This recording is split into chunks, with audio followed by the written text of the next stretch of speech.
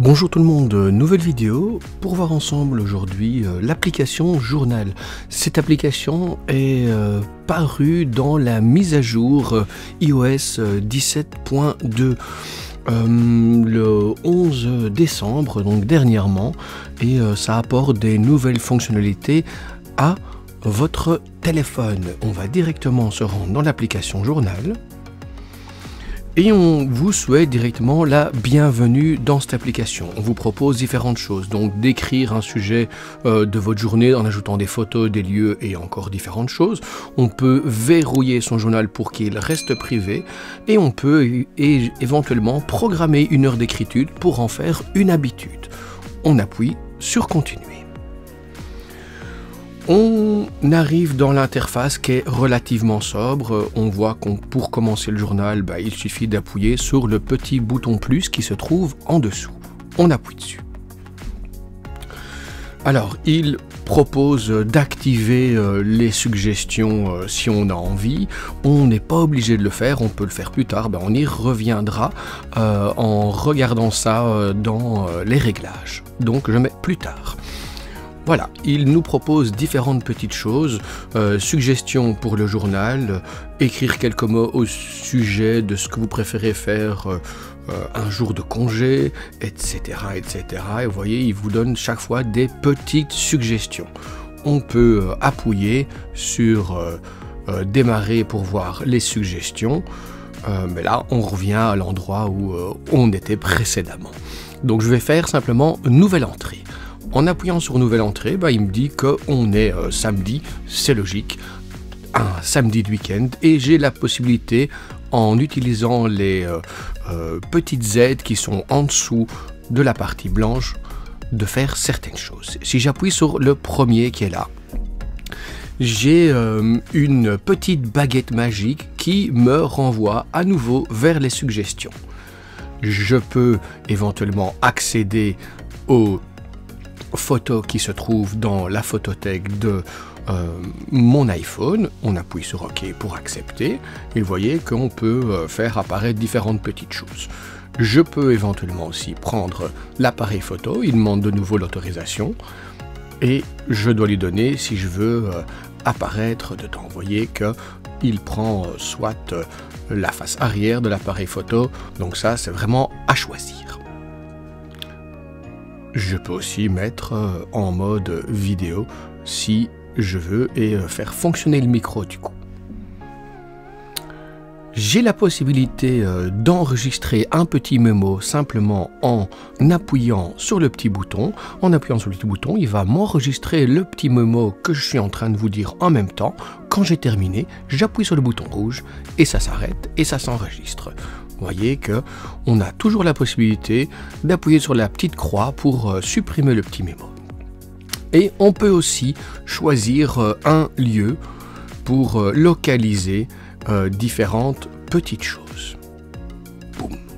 Si je localise, et voilà, je peux éventuellement localiser où je me trouve. J'ai pas envie de faire ça, je peux le retirer et le supprimer du plan. Simplement. Donc, si j'ai envie d'écrire un petit mot, j'ai vu qu'il y avait une petite photo ici d'un petit biscuit. Je rajoute et ici, je pourrais simplement écrire délicieuse découverte chocolatée. Et voilà. Pourquoi pas? Je sais que c'est un petit peu stupide, mais c'est pas très grave. Il me reste encore la possibilité d'appuyer sur les trois petits points ici en haut. Alors dans les trois petits points, je peux changer la date si je veux. Donc la date de la saisie, c'est quand j'ai créé ma petite partie pour mon journal intime. Je peux aussi choisir la date de la photo, elle a été prise mercredi dans un magasin, ou je peux simplement personnaliser la date et choisir à quelle date je voudrais faire entrer cette petite note dans mon journal. Si je suis satisfait, j'appuierai sur OK. J'ai encore une petite chose en haut à gauche là. Alors là, c'est simplement pour mettre en favori, j'imagine. Donc, J'appuie sur OK, ma petite note est terminée et vous voyez qu'elle est là dans mon journal intime. Si je réappuie sur les 3 petites lignes, j'ai toutes les entrées, les photos ou les audios enregistrés. Donc vous voyez, chaque fois, il va me filtrer ça de différentes manières. Si maintenant, on appuie sur le petit plus et on lui propose des suggestions, ben on va un petit peu voir ce qu'il me propose. Quelle est la personne la plus créative que vous connaissez? Si j'appuie là-dessus, voilà, il me donne déjà quelque chose de cette manière-là. Et en fait, j'ai un thème sur lequel je peux travailler et que je peux développer. J'appuie sur OK et je vais continuer à modifier. Soyons, voilà, moi. C'est très drôle, évidemment. Voilà, comme ça, il a déjà une petite réponse. Si je sors de l'application et que je vais dans les réglages, c'est quand vous descendez tout en bas dans les applications Apple, vous voyez qu'il y a une nouvelle ligne qui est apparue avec Journal. En appuyant dessus, on a la possibilité de faire plusieurs choses. Alors tout à l'heure, il m'a proposé des suggestions pour le journal, je les ai ignorées. Si j'appuie maintenant, il me proposera logiquement des suggestions à la prochaine utilisation. Si je désire verrouiller mon journal en utilisant le code de l'appareil ou Face ID, pour plus de sécurité parce qu'il est intime, ben je peux appuyer sur oui. Il me demande d'abord évidemment de rentrer mon code et puis je peux choisir si je le verrouille et combien de temps après combien de temps il va exiger le code. Vous voyez immédiatement 1 minute, 5 minutes, 15 minutes. Ça, c'est à vous de choisir.